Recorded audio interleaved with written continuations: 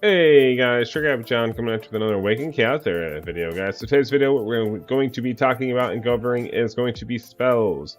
We're going to talk about the do's, the don'ts, when you should be using them, and what you should be looking for when going to pick out what spells you're going to be using.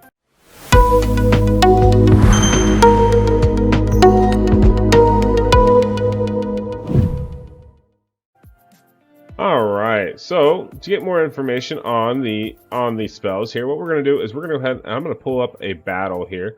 So let's go ahead and go over to our good friends, the Queen of Tides. Now, most of you guys are familiar with Queen of Tides because this is one of the most pivotal dungeon masters, so to speak, that you really want to focus on early on because of the gear that she has. She has the Warrior set, she has the Curse set, and she has the Revival set. All three sets are going to be very, very potent and very helpful in the progression of the in-game content, in my opinion. So a lot of people focus on Queen of Tides, so that's what kind of is going to start us off in this conversation about what spells are we going to use. So you will notice that a lot of people will use a certain spell called Water Prison with Queen of Tides. Now the reason why they're using the Water Prison is because it applies stun on an enemy for one turn and removes all their positive effects. So as you can see here, this means that literally, so you can't stun the boss, but you can stun the minions, and then you can also remove positive effects, which means you can remove the shield on the Queen of Tides, which is why this spell is particularly useful. One thing I've noticed is we haven't really talked a lot about all the other spells that are in the game. Like, you know, what one should be using, which one should we prioritize, what one should we be focusing on, which ones synergize really well, which ones don't synergize really well, what applications you should be using these in, right? I get a lot of these questions. I've actually gotten asked a lot of questions about spells. So I figured, you know, it's about time. We're a few weeks after global launch now. Everyone should be kind of getting to this question mark too. You know, as you're completing the storyline, you're noticing you're getting all these additional spells. So let's go ahead and I'm going to go ahead and remove both of these. I'm going to start from left to right here. And actually, I believe my head is in the way. So let me move my head out of the way, guys. Let's move up here. You won't be able to see the top one selected currently, but you will be able to see the spells underneath me. So let's go ahead and pull that up. So as you see here, if we go and we say we want to do the Smoldering Flames spell, which, oh man, my head is still in the way. Let's just move this, I guess, down. There we go. We'll move myself down. We'll leave myself in the corner. You can see that the Smoldering Flames damage all enemies, damage scales with the sum of all team members' attack. This cannot trigger any subsequent ability. So what this means is literally the attack of everyone, like all the champions. So if you were to line up all your DPS, so to speak, and say you had a rough amount of 5,000 DPS on each character, that would be the sum of 5 times 4. You'd have 20,000 damage, or 20,000 attack. And this ability would actually scale with it. I would like to reverse engineer to figure this out. If anyone has an idea of how to do this, please leave a comment down below, and that way we can work together to figure it out. Because I don't know exactly how much damage it'll do with the scaling, so to speak. But I do know I have tested it where if you load up a bunch of damage dealers that are attack-based damage dealers and you use this spell, it does do a lot of damage. So I'm very curious to see how much damage it does. But this one, very, very plausible to use, especially like the beginning game where you don't have a whole lot of damage dealers, but you know, this will kind of scale with your attack on certain characters. And this is also just good for just general, like, I'm really struggling, I need that little bit extra damage. This is where you're going to use this one. Another thing to point out here is let's go on to the next spell, and that's going to be the Gaia's Renewal. Now this one's going to be probably the most common, most used one in my personal opinion.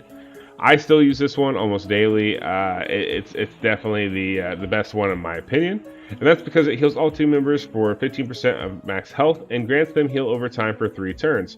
Now, this is very, very strong and very powerful as well because this goes really well with other characters who have like a buff proxy, so to speak, in their abilities, such as Nathalia, right?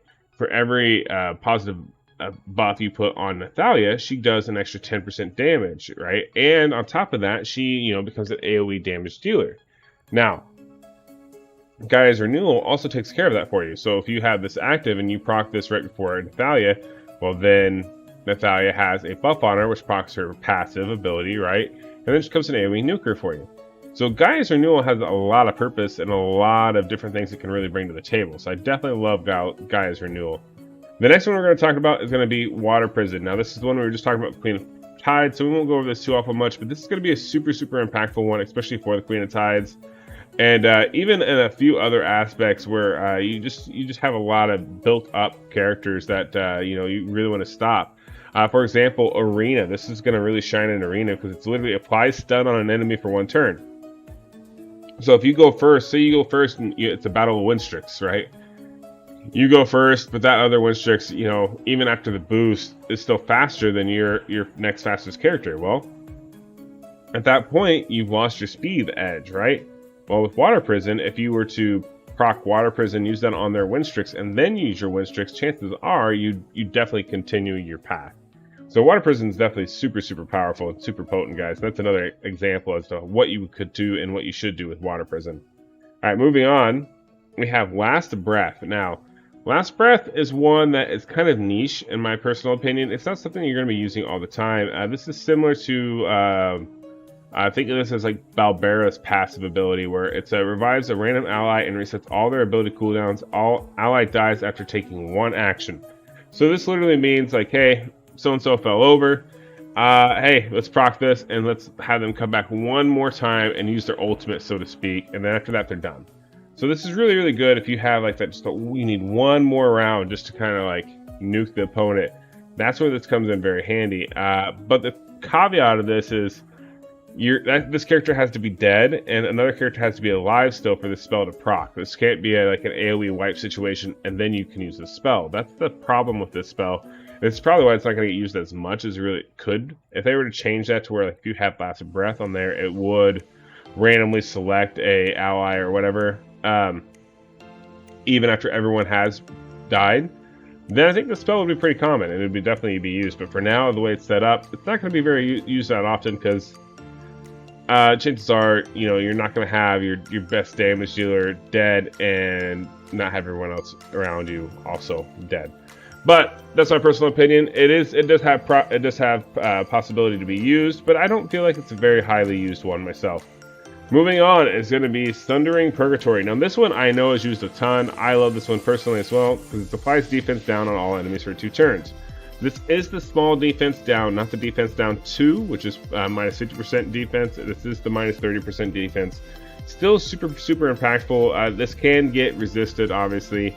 But at the same time, it's really nice to have that almost guaranteed defensive down. Because depending on the situation, you may not be able to bring a character with you that has defense down. Like you may not be able to bring like a Thomas or a Molhex or a William or anyone else that you use for defensive down.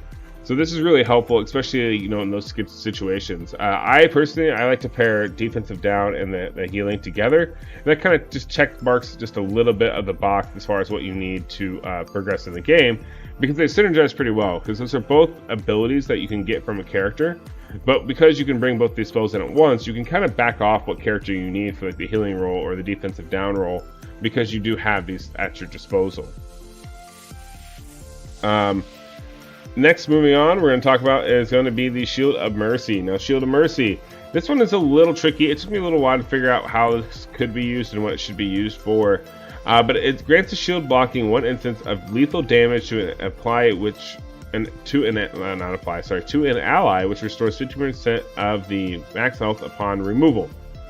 All right, layman's terms. When this gets applied to a character. So say for example you have the Guild Boss. Guild Boss is going to be the most common area for this spell to get used, because if you time all your rounds correctly, you can kind of use this one to block the AoE, or not the AoE, sorry, the single target damage on one character. What this means is once this Shield of Mercy has expired, then that character gets a 50% heal. So it's not as soon as you apply it, it's when this expires, then you get a 15% max HP back. Now this is really nice because this is literally a shield blocking 1 instance of lethal damage, which honestly, in my opinion, there's a lot of times where this has saved my butt, but that was mostly in Guild Boss, and a few times here and there with like Void Tower, so on and so forth. This is one of those where this is going to be kind of a more niche spell. I would say this is definitely more in the realm of the Guild Boss. And honestly, you'll notice a lot of times the best pairing with Shield of Mercy is actually going to be the Gaia's Renewal. It's going to be, I don't know, you can't really see it behind me, but you can see the description here. This is going to be probably the best combination that I think most people use. It's definitely one of the most popular combinations for the guild boss. Moving on, we have Stone Shackles. Now, Stone Shackles applies Petrified to a target, enemy, or ally for 1 turn and restores 15% of max health. So let's go ahead and let's show you what Petrified does. So if we go into Index here and we go Search and we go with, where is it at? Petrified, Petrified, Petrified. I don't know. I'm not seeing it right away. Alright, so I could not find Petrified, so I went ahead and I threw it in a battle. That way we could see what the description and how it reads. So now we know what it does. So as you can see here, it says unable to act, receive 50% less damage. That's literally what Petrified means. This means they're going to be locked in place. They're going to receive 50% less damage because they are frozen, essentially. And then it's going to do a heal of the 15% of the max health.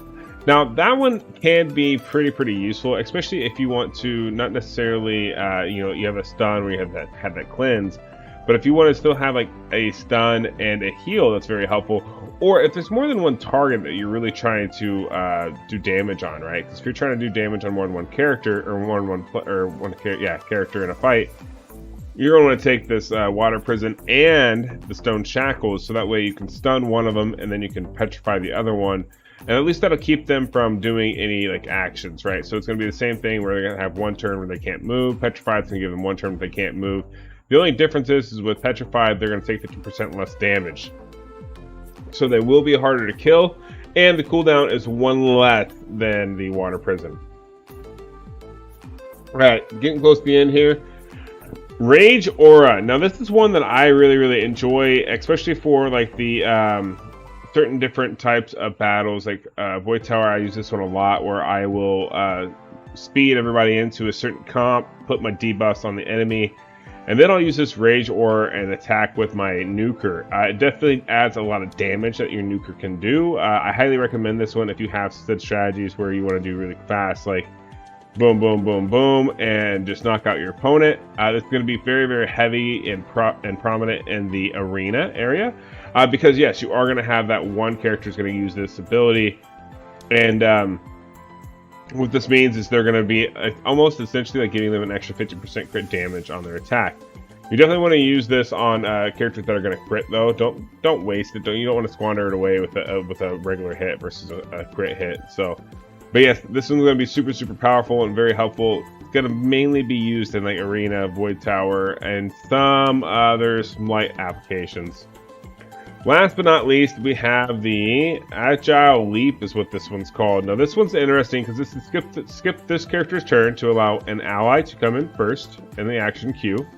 Removes all negative effects from the ally. Now, this could be really helpful when you do this correctly.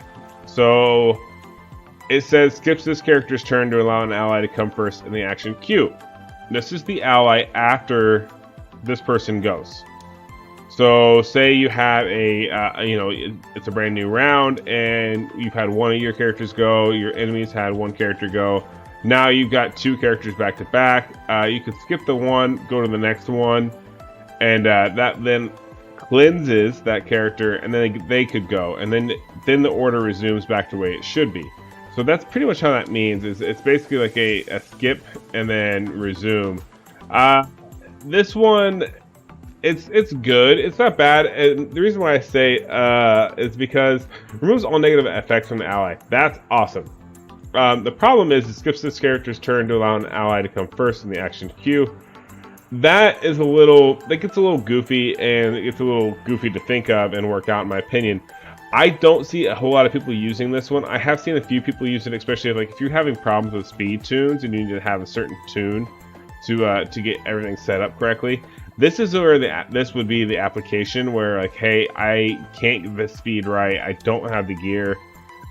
This you could use, and it would skip that character's turn, go on to the next one, and then they could be allowed to go ahead and go into their rotation. That's going to be the basic general gist of this ability, though. You're not going to really use this spell very often. But yeah, that's going to be it for all the spells here, guys. But just a quick recap. Gaia's Renewal and this Sundering Purgatory are going to be probably the two most common used. And then on top of that one, you're really going to see a whole lot of this Water Prison. That one's going to be super popular as well. But yeah, guys, that's really going to be it for this video about spells. I hope this helped you. I hope this helped guide you in the right direction at least. And yeah, until next time, guys. Peace.